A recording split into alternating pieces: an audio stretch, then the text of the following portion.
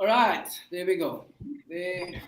Let me just do one more, and then we're good to go. Let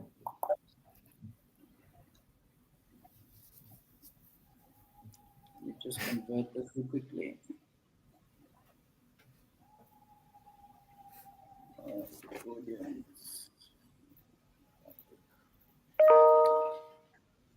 Radio. All this technical stuff we must do. Rather you than I'm getting up. Yeah, you get in there. Episode by episode. I'm learning from you every time. Yeah, we try.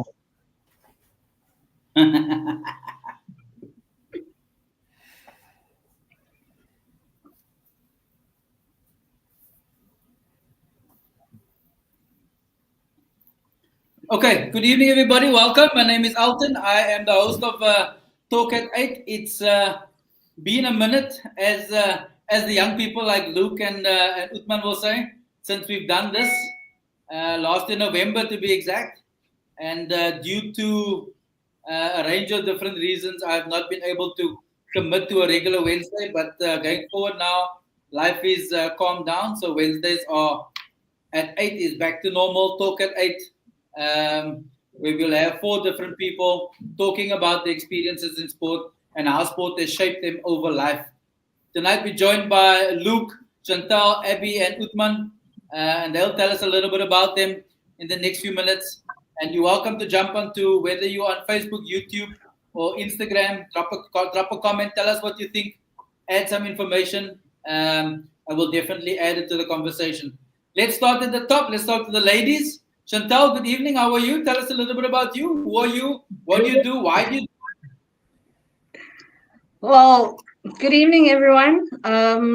Chantell, I've been doing kickboxing for about 19 years now. Very big passion for the sport. Started off initially as something that I wanted to do to just feel a little bit better about myself. So we all go through a bit of a dip in life. And I moved to a small little town called Veldrift. It's just before you fall off the edge of the earth. So you drive on the West Coast Road, and just before you fall off, then you enter that little town. And I saw the sign, and it said kickboxing classes. And I thought, wait, let me give it a try, because I've always wanted to give it a try. But I was told I'm too short. Yeah, and that was 19 years ago, and I never looked back. Been involved in a lot of youth development, represented the country in Turkey. Recently came back from the SA Champs where I was a coach. So yeah, absolute big love for the sport, and would like to grow it up until I can't kick anymore. And that's still a long time away, Chantell. Yes, most definitely. Still have a lot to do. Welcome. We'll get into a bit more meat in the next couple of minutes. Abigail, you've fallen into long arm, ballroom, all kinds of dancing. Tell us a little bit about you. Okay, so I've developed this passion for dancing. About 25 years ago, I wanted to just do some social dancing, and then I went with some friends to a school, but the bug bit, and I never left 25 years later. So what kind of dancing I'm currently doing I'm currently doing ballroom and Latin dancing. Yeah, so it's just amazing to be so creative. It brings out the creativity in you. So how I don't know, you guys should try it as well. How are you creative if you're doing a foxtrot 1, 2, 3, 1, 2, 3? There's no creativity in that. I mean, really? What do you mean? You just create your own magic on the floor. That's what you do. And hope the judges sees that when they mark you. Okay, so we once everybody's done the intro, we're gonna get into a bit more meat about what the sport entails. So park that for now, Abby. the man with the golden haircut who's just come back from Turkey and has just been acknowledged as the player of the tournament in the World Championship for ice hockey, Mr. Uthman. Congratulations. Welcome back. Thank you, sir. Thank you. So obviously, Uthman Samaai, captain of the South African men's ice hockey team. They've been playing ice hockey since I was 8. I'm 32 this year, which is shocking myself. So it's been a while. And yeah, I'm happy to be involved and just grow the game as far as we can get in South Africa. But over and above ice hockey, you developed a new love. Tell us a little bit about the new love. Oh man, slowly clocking some miles, slowly becoming a little bit of a runner. Nothing like super fast, but we get in there. I've done 2 Cape Town marathons, a few half marathons. But yeah, I think it's just a beautiful sport, brings people together, a massive community. I run with Must Love Hills in the southern suburbs, and they run Tuesdays and Thursdays. Yeah, I think it's just such a great community of upliftment, and yeah, beautiful.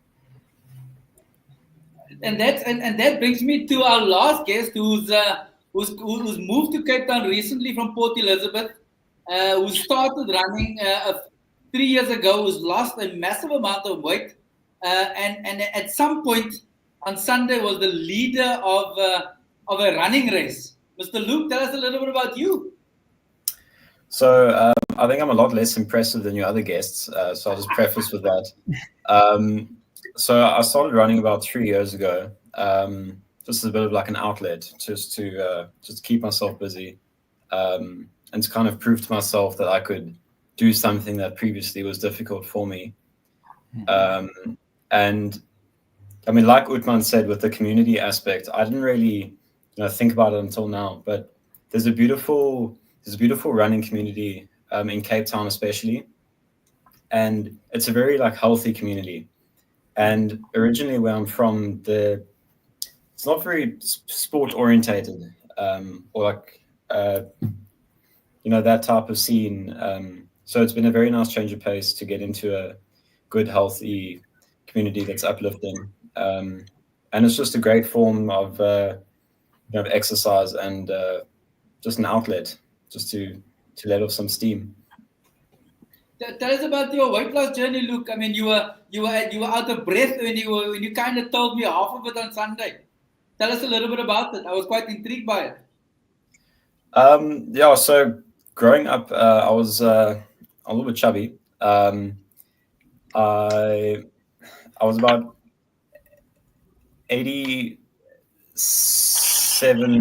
kgs, and quite a bit shorter as well at the time.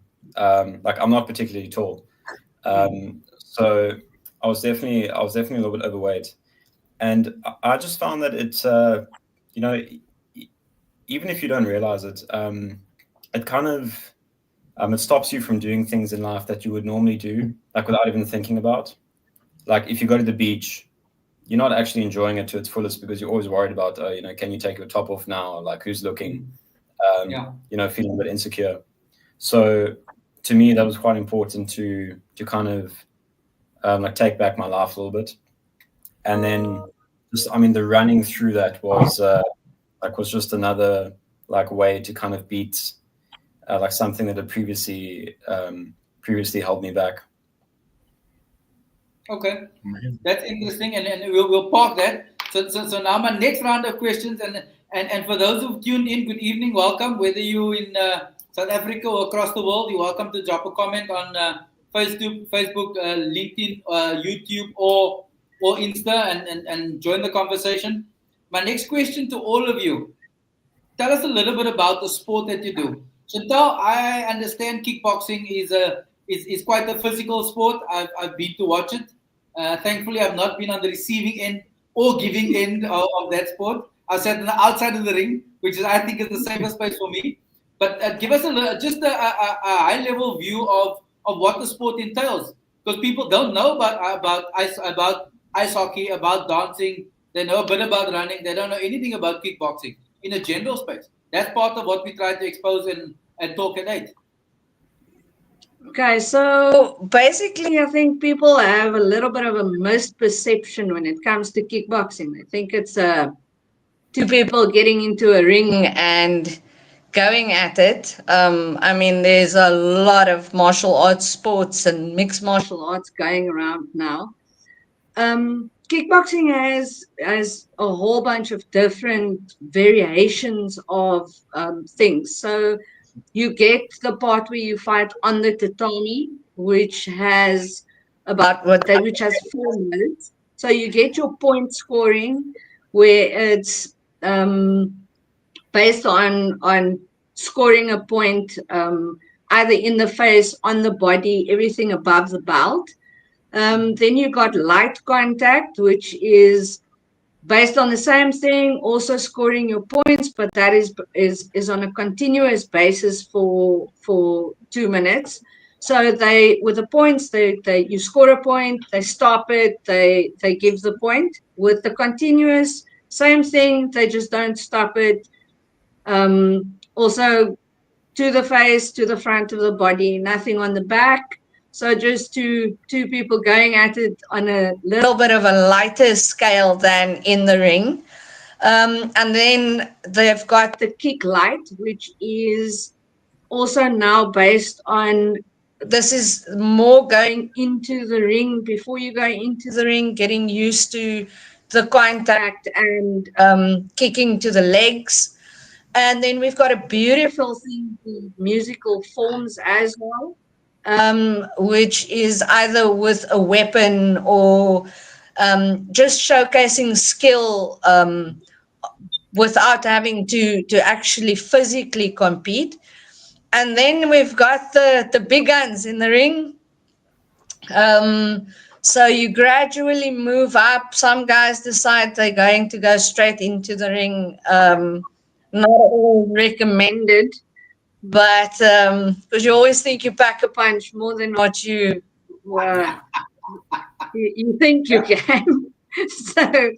so yeah. So there's so much more behind the sport. We've recently, a lot of women have started doing it. So it's not as brutal as the kung fu movies that everyone's watching, or the cage fighting where there's blood everywhere.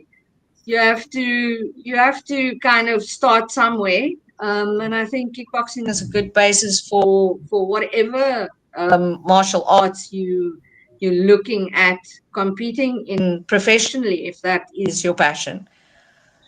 And what's interesting, Chantell, is I find that with kickboxing, as with other forms of martial art, it's based on a weight category, and there's also protective gear, which is great to see that from that perspective there's a protection mechanism for the athletes.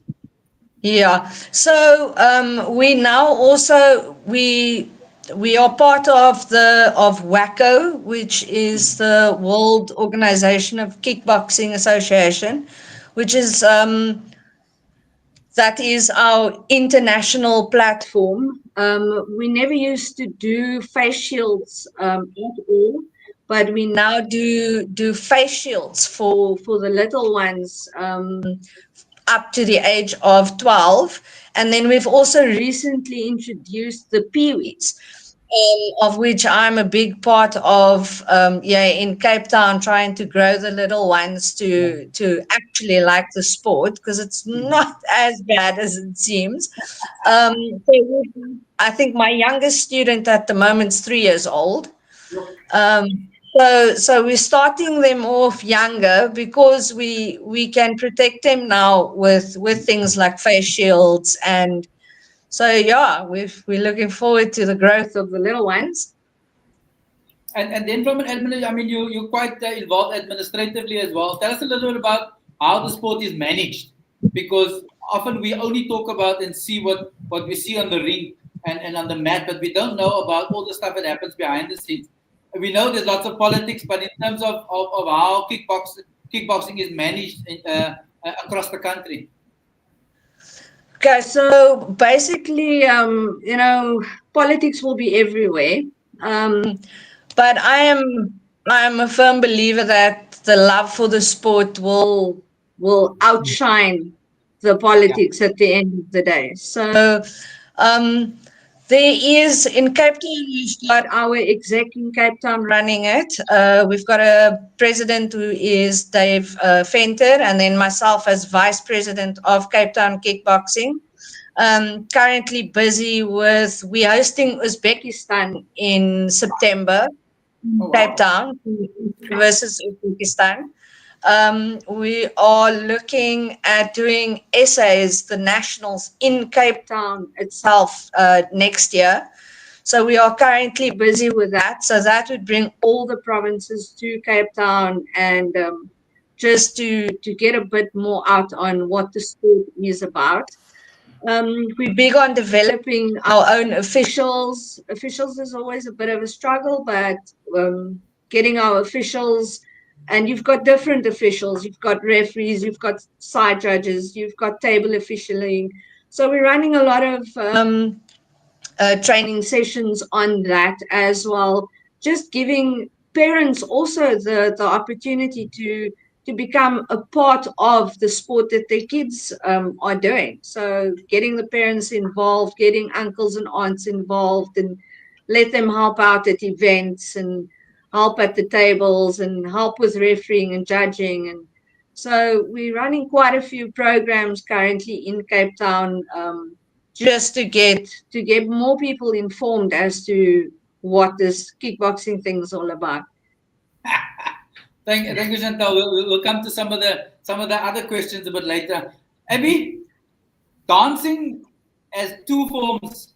You have the ballroom, the cha-cha, the salsa, the tango, and then you got other forms. Tell us a little bit about dancing and like you have dresses and partners and all of these kinds of things, which most people don't know about. They just know they go to a dance on a Friday night. You know, Uthman's father used to go to a dance on a Friday night. My parents went to a dance and they have a long arm party, and that's it. That's all we know. But clearly, you will know more than we know. So that long arm parties is my reason for wanting to learn to dance, because I would always be invited to these things, but I could never dance. Yeah. And I said to my friends, I keep on just buying tickets just to support the fundraiser, but I cannot dance. And then they said to me, well, why don't you go to a club? I said, I don't even know where. And then they took me, and we started as a group. And sadly, I was the only one that was left. Yeah, so I started in the social class, but then I saw the other dancers. They were already in different levels, what we call levels. You start at bronze, and then you progress to silver, gold, pre-champ, novice, and you've got then your championship. And from championship, you go to professional status. And I wanted to do that. I wanted all of that. I wanted everything. I loved the glam of the sport. Obviously, that's a main attraction. But I had to learn to start from the bottom. I couldn't just go out on the floor and walk into a beautiful ball gown. I had to do a straight leotard and a little skirt. Like look like a pretty outfit or a little bit of a ballet tutu and a little skirt. But I persevered. It's hard work. It's not that easy. But you just need to learn to move the body with the feet together with the music, and you create that magic. You know. So yeah.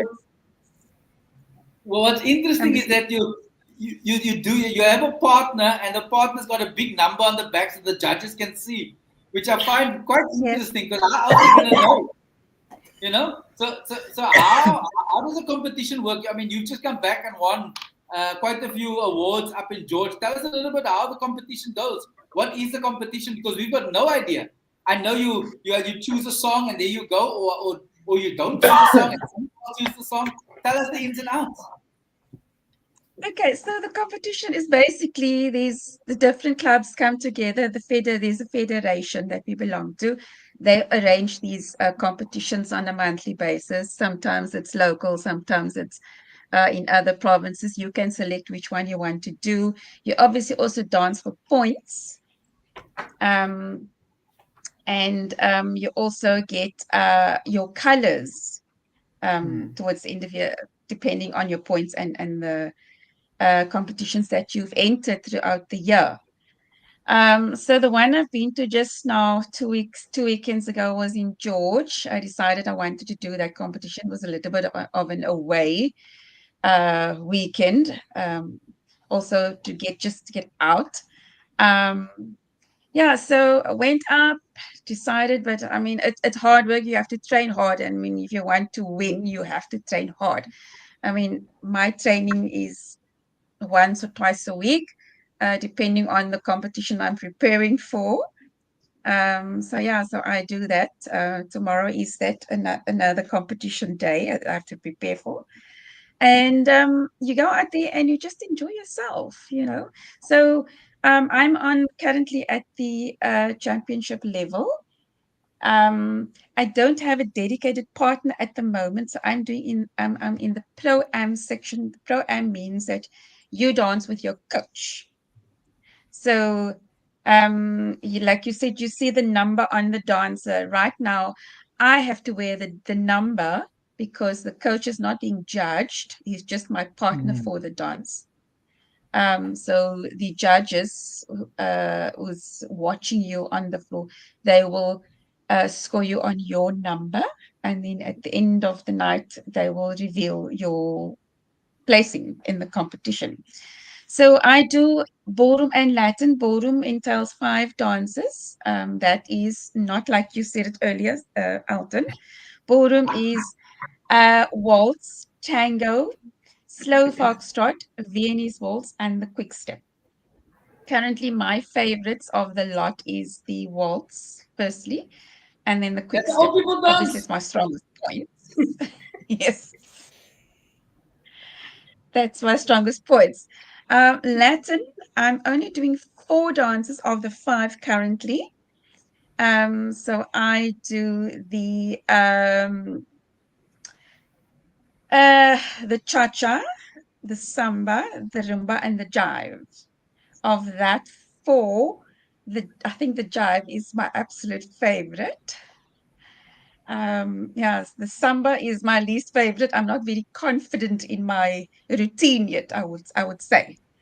So yeah, the competition I did the weekend, I did quite well. For ballroom, I got 2nd place, and for Latin, 1st place.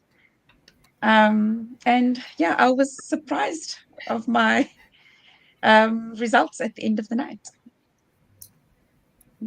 One day when I'm big, I'm going to learn to dance. It's not on my immediate radar, but at some point, I'll come knocking on your door. Okay. Or your coach's door, Okay, because I need a coach, Just go with the music. Just go with the music, not beside the music, please. Okay. Okay. So, someone who plays with the music or has lots of music before he even plays is Uthman. Uthman, tell us a little bit about what are the rules and regulations around ice hockey, firstly, because most people don't know the first thing. They just see people jumping in and out of the rink, and they think it's a fighting game. Yeah, I think we need to move away from that. Such a violent sport. It's not that violent. We are the fastest non-motorized team sport in the world. If you go and try and watch a game, the first couple of times you won't really be able to understand or see what's happening. But it's just a nice team sport. Quite okay. I wouldn't say it's violent, but there's some big hits in it. I think as South Africans, we would enjoy to watch it. But yeah, it's a beautiful game. So tell us about the forwards and the defense and the lines, because people don't even know anything about this. I've come to learn about these things. Yeah, so we've got on the ice at one time there are 5 players and then 1 goalie. So we've got 3 forwards, 2 defense, and a goalie. The 3 forwards at a time would work as a line. So you would try and get 4 lines, so 3 groups of forwards on the bench, and then you can change at like 25 rolling subs. 25 seconds, you want to be swapping out there. So you kind of operate in at like 100% for 25 seconds, and then you're off for like 2 minutes, and you're 100% for 25 seconds, and you're off for 2 minutes. So it's high intensity, very unlike running. Yeah. Very unlike running, but like running because it's anaerobic and aerobic at the same time. It's hard work. Exactly. It's hard work. It's a lot of fun. We just got back from Turkey now, where we placed fourth. We could have like a few unlucky bounces, but I think we're happy with still staying in that division. Next year, we went with quite a young team this year, so we went with 6 new guys, getting our average age in our team down, which is nice to see because the new guys showed up, which was really cool to see. And we played quite well. As we said, like 1 or 2 bounces our way, and like 2 games could have gone either way. But I think for now we're happy with 4th, and then next year we will make a run for it again. Where is ice hockey being played? Because most people don't even know where. Give us the lowdown. So in Cape Town, we only have Grand West.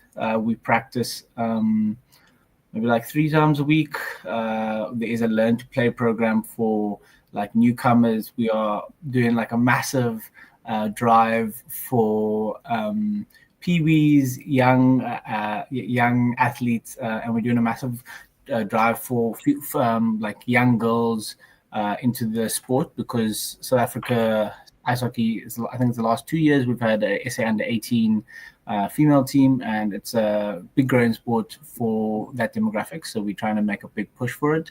In Joburg, I think they've got like 2 or 3 rinks, and then in Pretoria they've got 1 or 2 rinks. So we play between us provinces.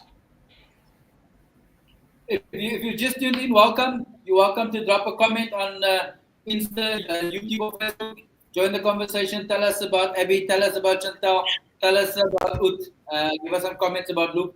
Ut, so in Cape Town, you've got Grand West, you've got the rinks in Joburg and Pretoria, and then you play kind of like inter-club, inter-provincial competitions. How does it work?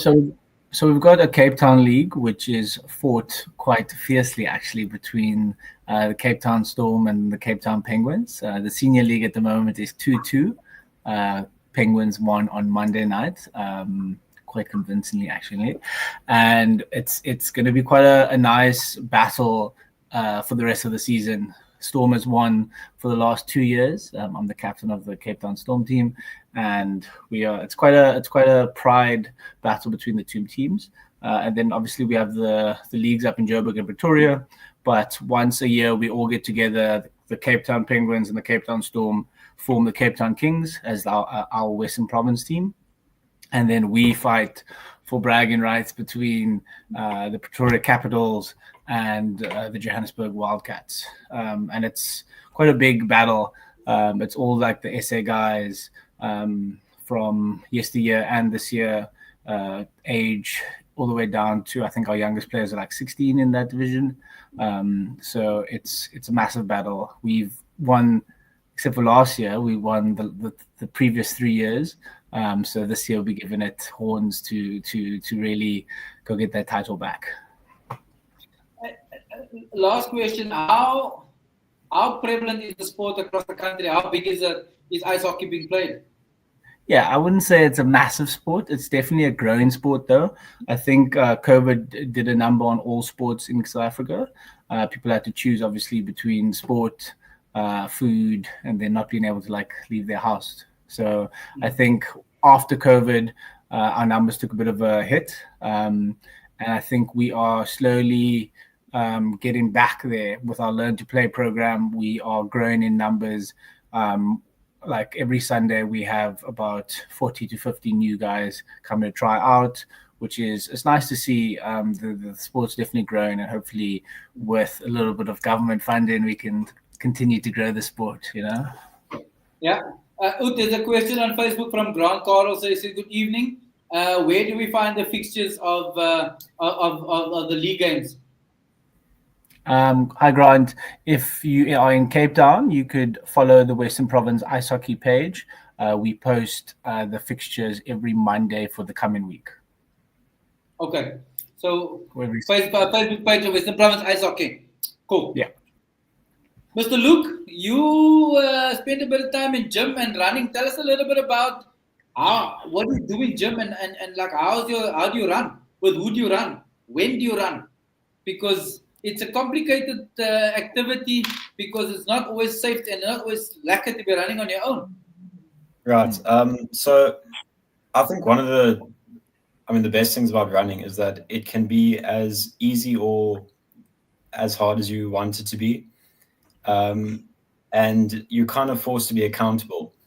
So, I mean, there's no amount of cheating that's going to help you, run a marathon. So it really is just having that discipline to put the miles in, put the time in.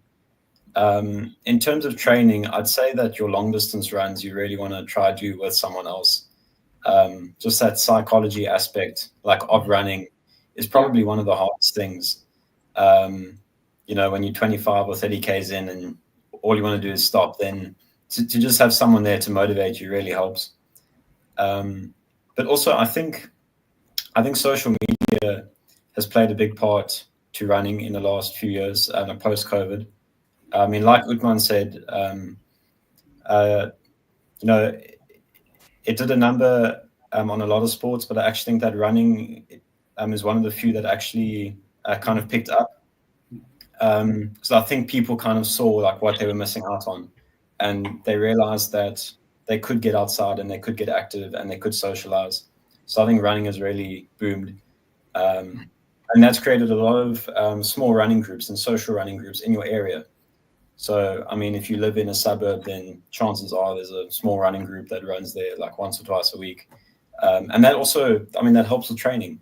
And then when you're there, then you meet someone and you can organize a run with them, on a weekend or whenever. And then, that's what I got to say for that part. And then the gymming side is, that's also just discipline. That's what I love about sport. Is it just incubates discipline. No amount of motivation will really help you at the end of the day. It's just pure discipline and psychology. Look, now, you talk about the amount of training you've done and going to gym, yet you ended up second in an international race on Sunday. How did that come about? Did you expect that? Was that part of your plan? Or was it just let me run and go and just see what happens? I believe it was third, Alton, but I'll take it. To be honest, I was planning on just trying my best. And I said at the start that I wasn't going to leave anything out. I was going to try my best until I literally couldn't walk anymore, which I think, you saw. I couldn't walk anymore.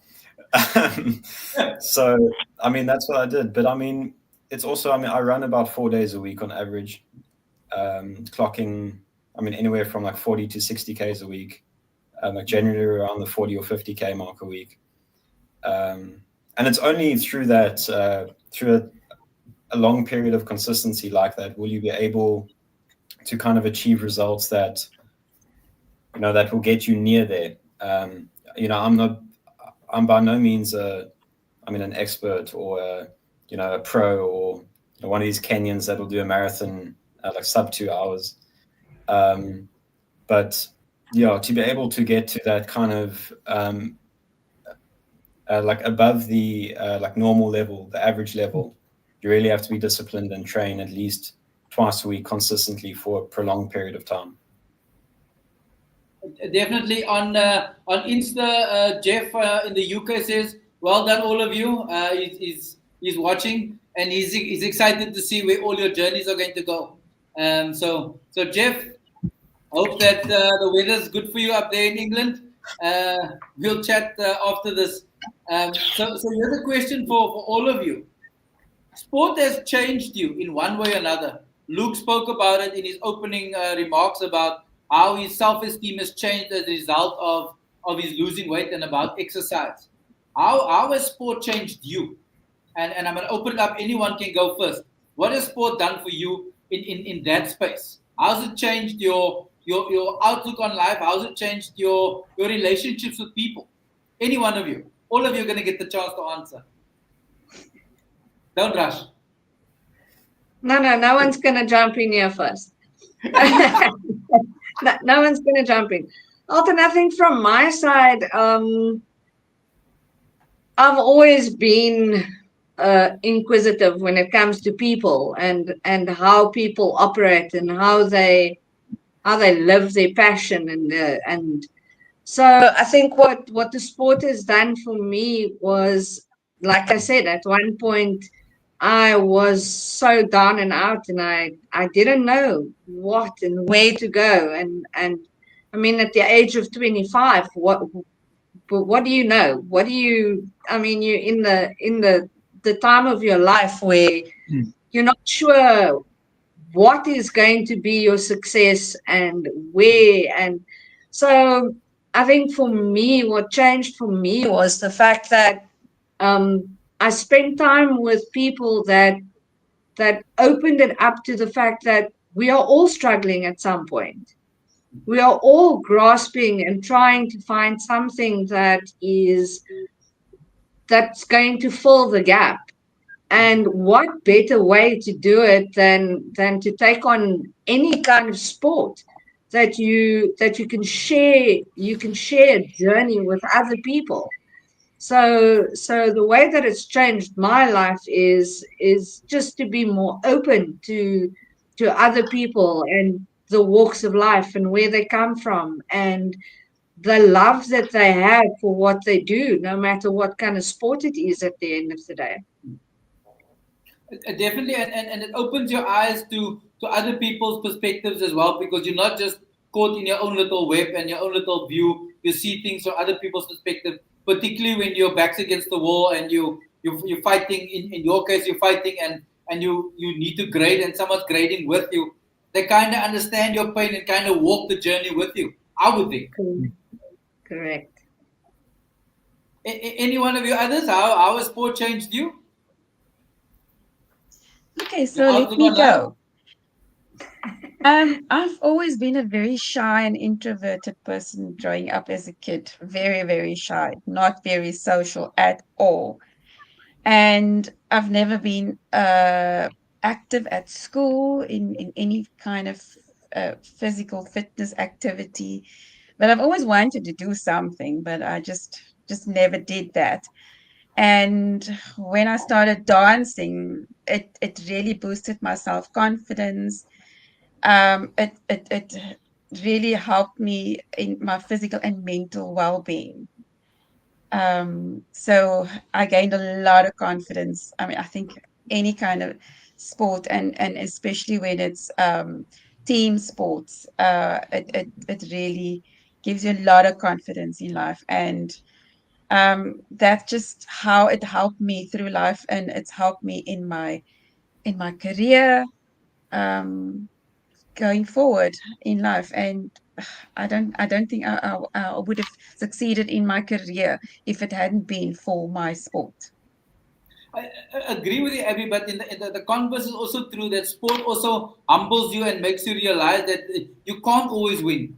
And it's a bitter pill to swallow when you've done all the preparation and you end up second or you don't make the podium, and it makes one realize that it's not all a bed of roses.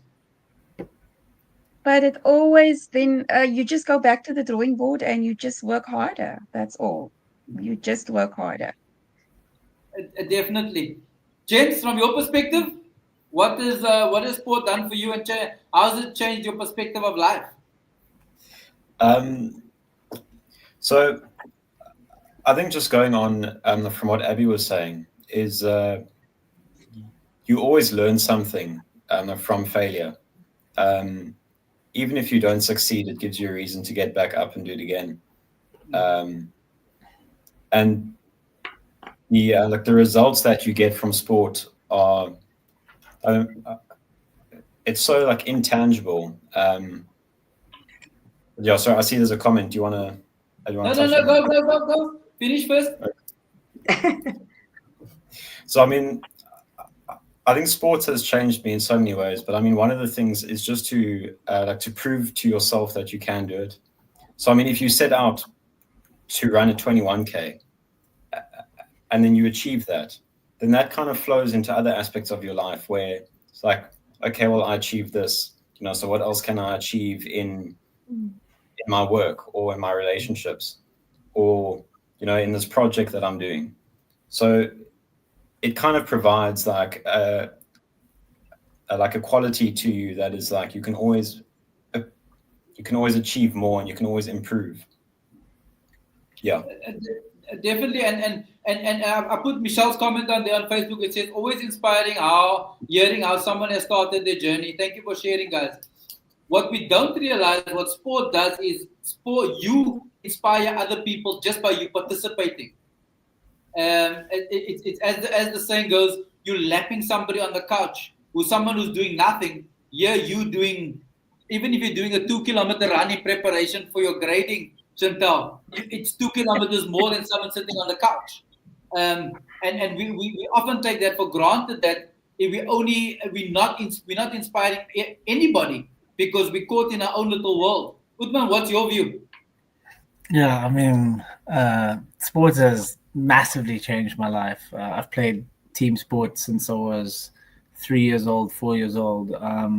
Ice hockey has taught me how to, first of all, think first and then react. Because in my younger times, I did not do that. And it was a massive learning curve for me, trying to control anger on the ice. And now I think, obviously, with age, I got a hang of that. But yeah, hockey taught me a lot about discipline, waking up early, locking in. So like, to be good at the sport, it doesn't mean you just go and practice that sport. You have to eat right. You have to be in the gym. You have to get to sleep early. There's things you have to do that revolve around that sport that make sure you get there.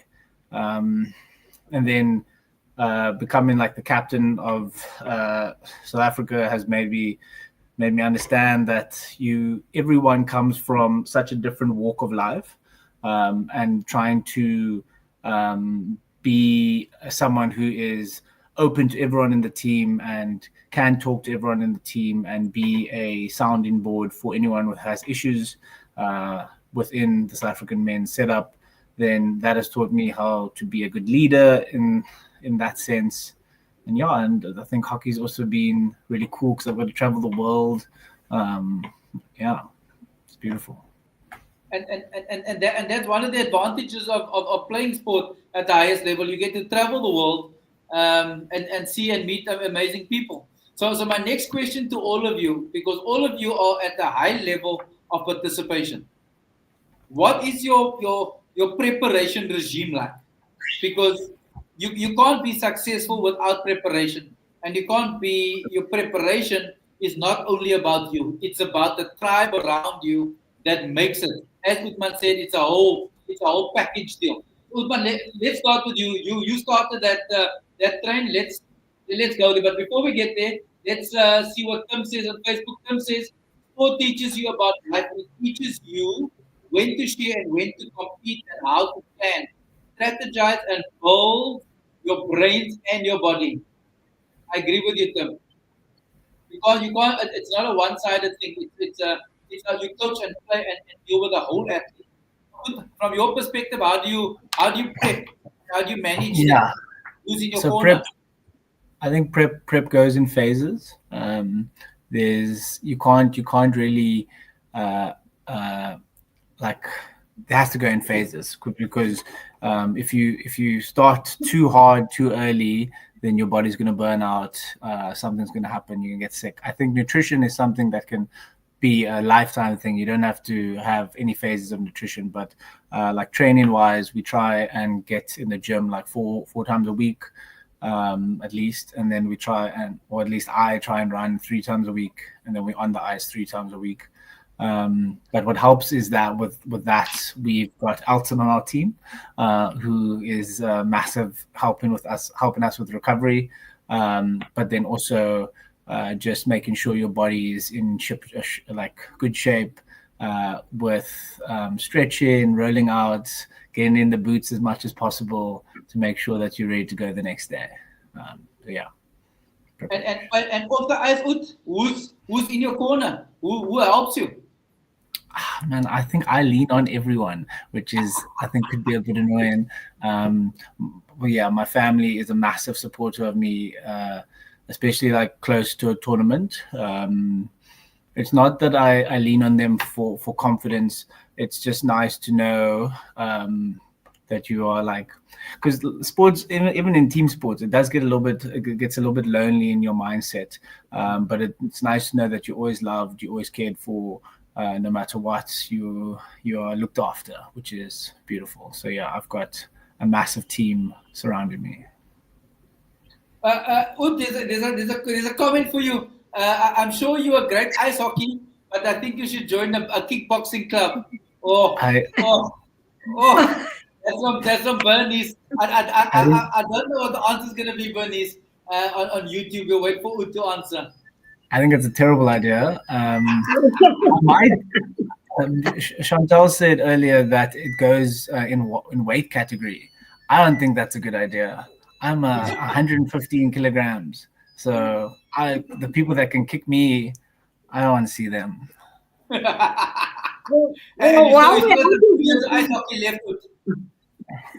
Let's do you guys come over to my club for a kickboxing session, and I'll bring my guys over to see if they can ice skate.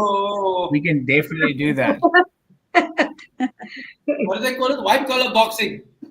Kickboxing. But we add legs. We add the legs. I think that's so scary. I can't even imagine the idea of someone kicking you or having the ability to kick you in the head. Exactly. You also have the ability to dodge. There we go. Chantell, Riley says, Sensei Chantell, now that's an amazing human, such a beautiful person, that the superpower of yours, how one walk into a class feeling less and then walk out feeling more. That's beautiful. Well done. Very sweet. So Chantell, from your perspective, who's in your corner? Who supports you? You're going to grade now again for another level.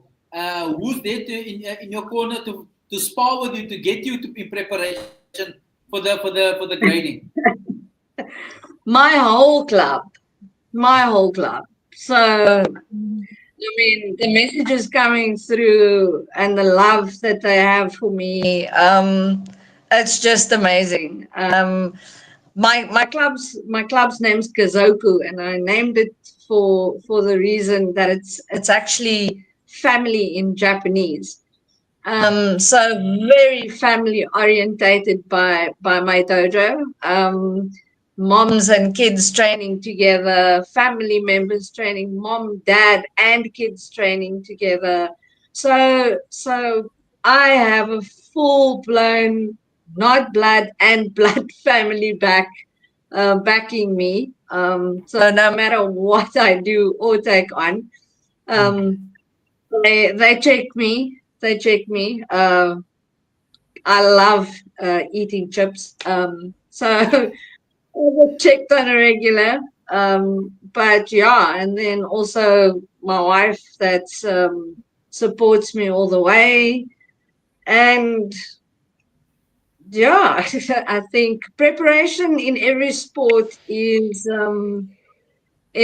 different, but I think having the people around you that love and support you and believe in you is so important. And Lisa says it's because Sensei coaches us in a way that makes us feel fantastic afterwards. It's meditation. Your Zen place is a workout. So I'm going to park those two comments because I'm going to ask you as one of the closing questions, what makes a good coach and what makes you want to do more? So park that. Let's go to Luke first. Luke, what's your preparation like? Who's in your corner? So I think a lot of people, I don't think they realize what it takes to be like just above average at a sport, like the amount of sacrifice that you need to like to commit to. I mean, your diet, your sleep, your training. You know, like Uthman said. So in preparation, your diet needs to be on point. You need to make sure that you get enough hours of sleep. You can't overdrink. You can't smoke.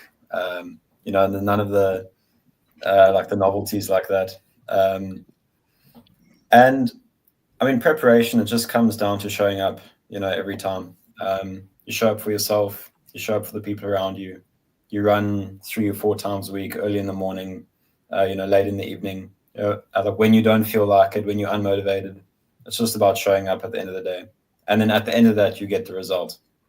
And the people in my corner, I mean, I've got a great family in my corner, so I'm very appreciative for that. I think it would be a lot harder without that motivation, because you know, you can have everyone like else, but you know, family is actually like, for me at least, is the ones that I needed from the most.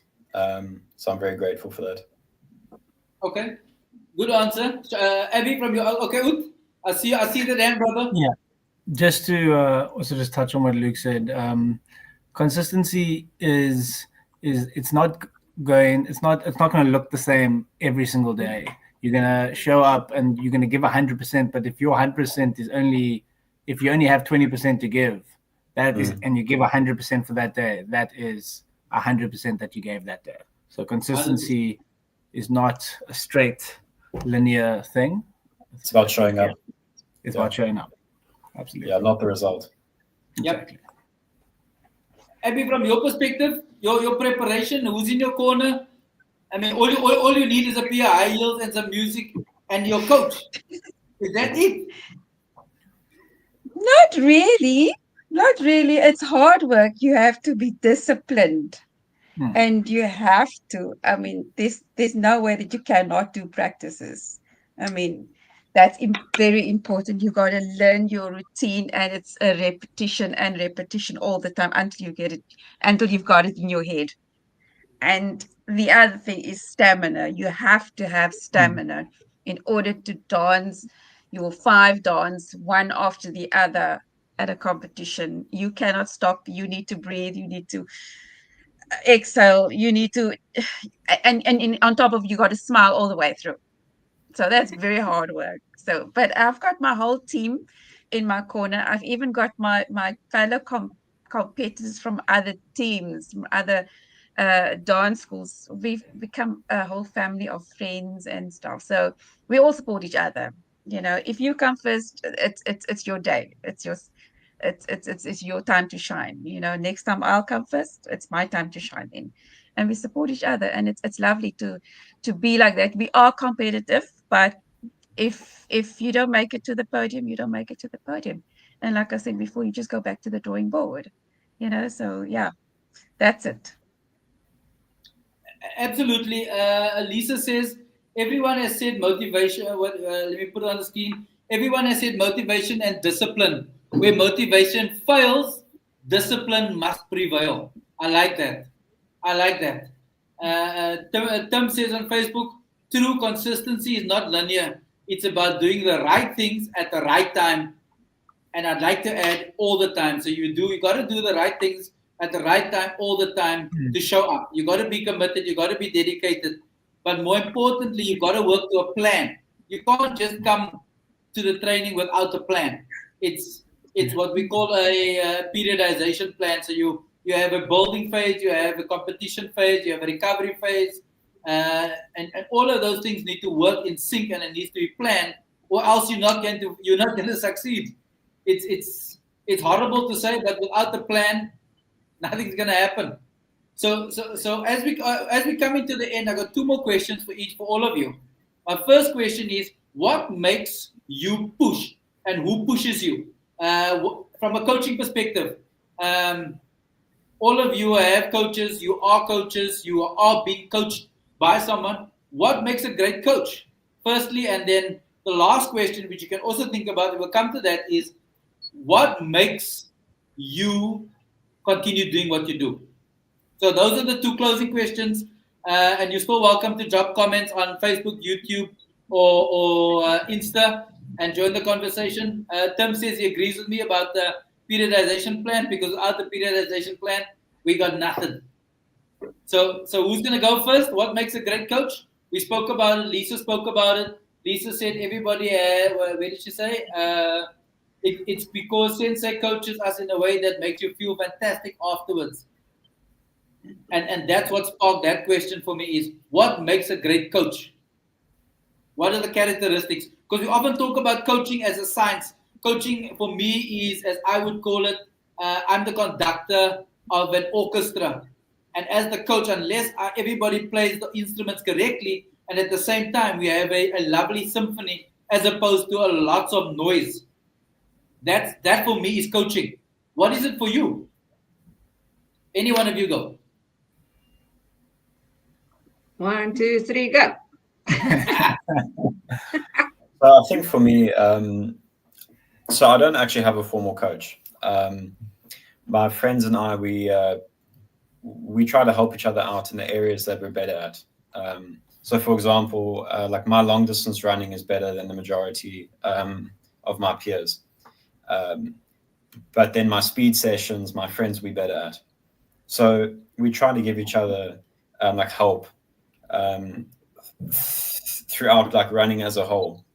And I think for me, what makes a good coach is again just showing up, being supportive, but not, too allowing and too giving. If someone's doing something wrong, then you need to call them out on it. But constructively and positively, just to allow for growth in a positive manner. Okay, so it's about consistency and about showing up. Abby, from your perspective, your coach, what makes him a great coach? Why are you still with him? Well, he's always motivating me to push harder, and he believes that I can, and I will, and I am. Okay. Chantell, from your perspective? So I believe each and every student is different when they walk into my class. So everybody's there for a different reason. And sometimes it's not just about being there to push the limit, to be there for people that don't necessarily have that at home. A lot of people are looking for an outlet. I've met through my walks of life many ladies that came to me that had issues, and a coach for me personally is someone that's not just there for one reason. You must be able to and be open to talking to them and motivating your students, and sometimes just be an ear. I know sometimes it's difficult. You don't want to hear about their whole day and how their work life went, but this is their outlet. This is where they go to feel safe, to just be themselves. So to me, in a nutshell, is to just be there for everyone in the biggest capacity that you can be. Absolutely. Carl says from his experience with you, Chantell, it's the balance between pushing your students and making them realize that sometimes it's just your turn to learn from the loss. That's it. We learn. Interesting. Ut, from your perspective, you've been through lots of coaches playing ice hockey since the age of 4. What makes a great coach? Yeah, I think there are many different types of coaches, but I think a coach that has obviously experience in like a wide variety. I think a coach that has like knowledge of the game, and then like a coach that can also pivot. So like if something's not working in a scenario, then we change because we've learned five. So I'm talking ice hockey terms. We've learned five or three or five forechecks, and if an aggressive forecheck isn't working, we go into a passive forecheck, or we go into a different formation, something that our team can just pivot. But then also someone who's we talked about in on our Turkey trip. The 6 most important things in our team were fun, family, purpose, commitment, health, and humility. So someone who honors all those words and not only just says them out loud, but lives that in his daily life or in their daily life. Yeah, 100%. Tom says on Facebook, a great coach is like a third parent, but can give you back at the end of the season. So you have to play and you can send them back home again. Always a listener, always adaptable and flexible, but firm. Must draw the motivation out of you, because that can only come from you as the athlete. 100%. Tim, I'd like to add that as a coach, there's 2 things that we often forget about. Is that, and you all touched on it in one way or another, is that we coach a human being. We don't coach a block. And you come to practice knowing or not knowing as the coach that Uthman's had a bad day at the office, or having had a first boyfriend or a partner, or whatever the case may be, and they bring all of those emotions into the practice session. And you need to take all of that into account in your preparation as a coach. And then I think the other big thing that we don't do as coaches is ask for feedback. Did my players learn something? Is it something that we've achieved? Did I achieve the goals that I've set out for the training session? And someone who did that really well, from my perspective, was Peter de Villiers. And I use this analogy often on the show. He often said he had to improve his coaching based on the feedback that he got from Bakkies Botha and the senior players of the team.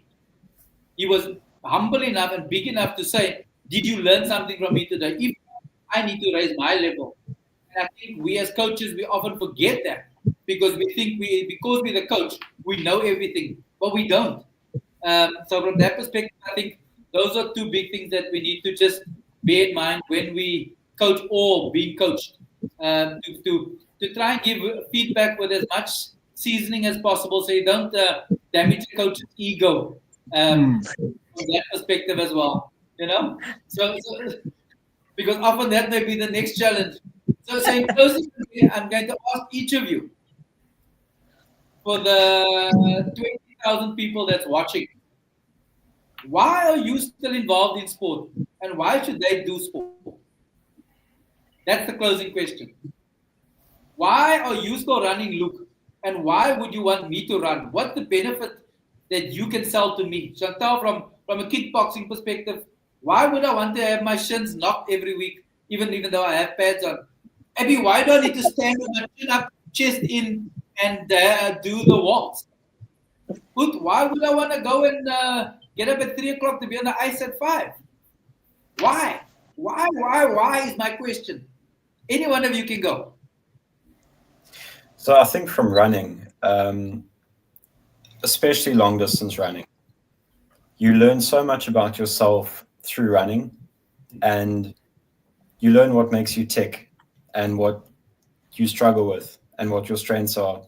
And it doesn't just apply to sport. It applies to everywhere in your life. If you struggle with motivation, you're going to find that out in running. If you're better at working with a team, you'll find that out in running. If you struggle with time management, you'll find that out. So it's so applicable to just to your entire life, and you learn so much about your own psychology that, like, there's no ways it doesn't improve your life. Okay, I get that, and I agree with you 200%. Next, anyone else? Why are you still involved in this crazy world called sport? Sport is fun. Dancing it's physical fitness. It's fun, and I love the engaging part of it. I love the competitive spirit that we normally have. Dancing is creative and self-expressive for me personally. I go into my own imaginary world when I go onto the dance floor. It's my happy place, and I literally leave my heart on the dance floor. Sure. That's big words. I leave my heart on the dance floor. You leave it all there. Definitely. Yeah. That's a nice way of putting it. Chantal, from your perspective, why are you still involved? I At mean, all I levels? fully agree on that, leaving your heart there on the dance floor. I can say the same thing for kickboxing. Um, Mhm. with even if it's just my class that I give, or if it's a competition I go to coach, or if it's a provincial or a district level training session, just leaving it all out there, and the passion and the love, and seeing how other people grow to love something that you love so much is even more rewarding. So the reason why I'm still in it is I look at those little kids in my class, and I look at their faces, and I see how they kick high, and they get a punch right, and how they make friends, and doesn't matter from where they come from, or what walks of life they are, or what's going on, just being together with people that has the same passion, the same love, and yeah, it's that. I agree with Abby. I don't know if it's a girl thing, but it's the right thing, you know. We love what we do, and kickboxing is a full body workout, so you don't have to get punched or kicked. I've got lots of ladies doing it, and they enjoy every moment of it, and they don't compete. So definitely the love for the sport, the love for seeing other people grow and achieving things that they thought they would never be able to achieve. That's what keeps me going. Awesome. I love it. I love it. Mr. Samaai, why are you involved in ice hockey and running and? Yeah, I think just to echo the ladies, it's definitely the love of the game. I mean, you fall in love with the sport so young. A lot of my friends, majority of my friends, are from ice hockey. These are my brothers, I guess, and my sisters.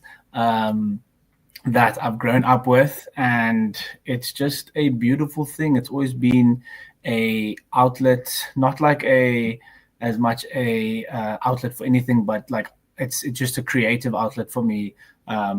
As much as for Abby, it's dancing and making. It's a beautiful visual thing. Ice hockey is very similar in how beautiful and how creative you can be on the ice. So it's always been a way to push myself, and then also just it's just a beautiful game, and I love it. Okay. Thank you. Closing comments from any of you? Is there anything you'd like to say in closing before we say goodbye? Man, Alton, just from my side, if I do not give a shout out to my club and everyone that's watching, I'm going to have a bit of a problem in class tomorrow night. You're gonna have to do 20 push-ups on your knuckles. Yes. So I'm gonna have to take a few hits if I don't. So just to all the kiddies, and to all the parents, and thank you for believing in me, and thank you for supporting me and sticking around to see what I've got. And I look forward to many years with a great bunch of people. Absolutely. How do people find out about your club? Where's your dojo? We're based in Panorama, on Facebook, Kazoku Striking Academy, also on Instagram, Kazoku Striking Academy, and then, I mean, just look me up, you'll see me. You can just pop me a WhatsApp, a message. Yeah. Apparently, you're going to do quite a few planks tomorrow, but Lisa says so. But that's your problem. That's okay. Yeah. Luke, how do people follow you, Luke? Follow your journey? They can follow me on Strava at Luke VD on Strava. And I just want to say to those watching who maybe just haven't started sport yet, or who haven't tried something that they're afraid of, like, progress is on the other side of the fear that you're avoiding, and that's the only way that you're going to improve. So just start. Start somewhere. Definitely. Wesley Green says, shout out to a sex old boy. Come on. Wesley Green is the father of one of my students, just so by the way. How small the world is.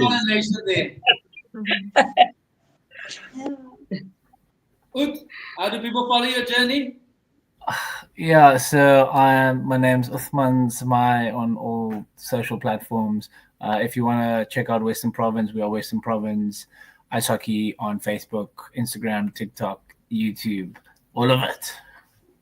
And that answers Matthew's question about where to get the fixtures. It's on Western Province Ice Hockey, Matthew. I saw your question. It's on Western Province Ice Hockey's Facebook page and all the social media platforms. Abby, how do people find out more about dancing? There is our federation's website, South African Dance Sport Federation. They can look it up there on all socials. And yeah, everything is normally posted there, competitions, events, international events, everything about dancing is normally on that platform. Alton, just on the kickboxing side, they can also have a look at the Cape Town kickboxing sites on Facebook or on Instagram to find the club that's closest to them. Perfect. Everybody, ladies and gentlemen, thank you for availing your time. I know that some of you need to get to bed because it's up early for preparation. We spoke about preparation, about eating and sleeping and all of those good things. So let me not keep you too late. For those who have tuned in, thank you very much for being part of the conversation, for your comments, and just for allowing us into your space. We'll be back next week, Wednesday, same time, same place. Have a good sporting week. Ciao for now. Cheers, everyone. Thanks, there. Bye.